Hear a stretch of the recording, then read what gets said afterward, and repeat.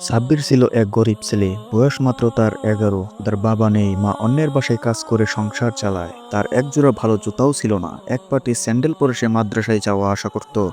শীতের সকালে কুয়াশার মধ্যে অন্যরা যখন গরম জামা পরে আসতো, সাব্বির একটা পাতলা পাঞ্জাবি গায়ে দিয়ে হাঁটত। কিন্তু তার চোখে কোনো অভাব ছিল না, ছিল শুধু এক দীপ্তি।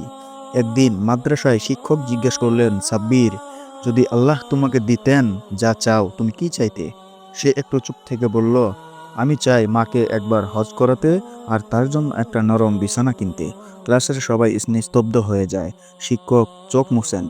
এক রাতে সাব্বির তার মাকে ঘুমন্ত দেখে একটা পুরনো কুপি খুলে বসে ছেঁড়া কাগজে লিখে, হে আল্লাহ, তুমি জানো আমি ছোট, আমার টাকা নেই, আমি শুধু আমার মায়ের জন্য জান্নাত চাই। সেই রাতের পর থেকে তার জীবনে অনেক কিছু বদলাতে শুরু করে। প্রায় বছর তিনেক পর একদিন মাদ্রাসার মাইক থেকে ঘোষণা আসে, এই বছরের হজে গোপনে বেছে নেওয়া হয়েছে একজন ছাত্র, যার মা হজে যাবেন। সব খরচ বহন করবেন এক অজানা দাতা। সবাই অবাক, আর সে ছাত্র সাব্বির। তার চোখে জল। মা তাকে জড়িয়ে ধরে বলে, তুই কিছু করেছিস? সাব্বির কাঁদতে কাঁদতে বলে, আমি শুধু আল্লাহকে বলেছিলাম। হজে যাওয়ার কয়েকদিন আগে সাব্বির এক দুঃস্বপ্ন দেখে। তার মা তাকে জড়িয়ে বলছেন, আমার জান্নাত তুই হয়েছিস। আমি এখন সত্যিকারে জান্নাতের পথে।